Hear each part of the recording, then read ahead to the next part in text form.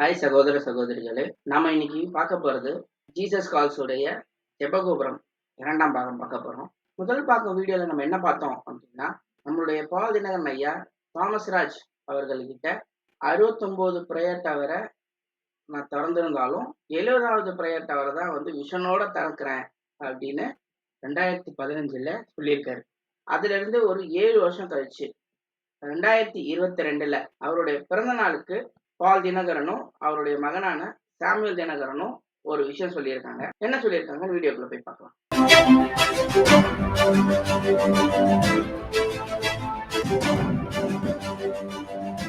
In this commemoration of Dad's 60th birthday, we are releasing a project, a launch of 60 prayer towers for the next 10 years.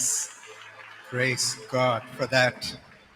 That is the vision that we have set, and we will work feverishly to make these prayer towers a reality. And the prayer towers are our dreams, because the prayer towers have been a father's home for the people from all backgrounds. Many call it my mother's home.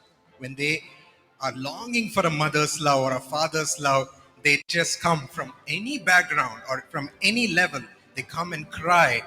I've seen people stand at the front of the gate. I've seen people just spend time in the chapels, in the prayer towers.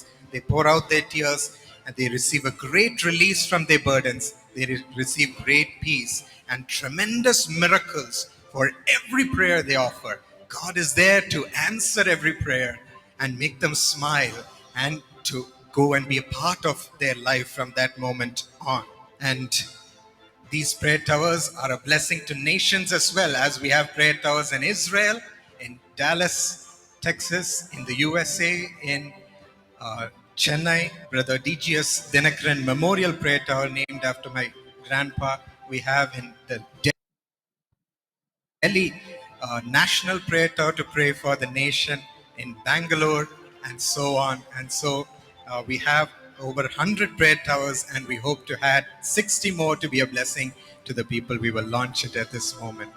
For the glory of God, we launch the 60 more prayer tower project.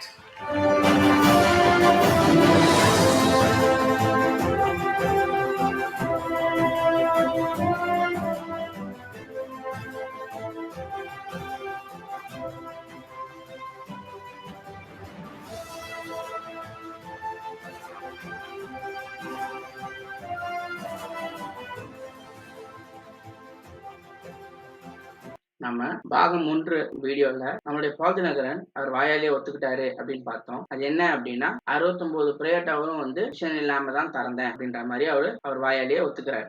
அது நிரூபிக்கிற மாதிரி இந்த வீடியோல பேசியிருக்காங்க. முதல்ல எடுத்த உடனே பால் தினகரன் ஐயாவுடைய பையனான Samuel Dinakaran என்ன சொல்றாரு அப்படின்னா, இந்த 60 பிரேயர் டவரை ஓபன் பண்ண போற ப்ராஜெக்ட் நாங்க ரிலீஸ் பண்றோம் அப்படின்னு சொல்றாரு. ஏன் 60 பிரேயர் டவர் அப்படின்னா, இது அவருடைய 60வது பிறந்த நாள். அது மட்டும் இல்லாம இது அவங்களுக்கு ஒரு ப்ராஜெக்ட். இததான் இப்ப அவங்களுடைய விஷனா செட் பண்ணிருக்காங்க அப்படின்னு சொல்லியிருக்காரு. இது மட்டும் இல்லாம ஆண்டவருடைய சித்தம் சொல்லல, இது இவங்களுடைய கனவு அப்படின்ற வார்த்தையை சொல்றாரு. ஒருத்தர் பேசுற வார்த்தை தான் அவங்களுடைய அடையாளம். இயேசு கிறிஸ்துவே ஆவியோடையும் உண்மையாவும் எந்த இடத்துல இருந்து வேணாலும் தொழுது கொள்ளலாம் அப்படின்னு சொல்லியிருக்காரு. அப்படி இருக்கும்போது நமக்கு எதுக்கு பிரேயர் டவர்? இவங்க ஏன் இவ்வளவு பிரேயர் டவர் கட்டுறாங்க?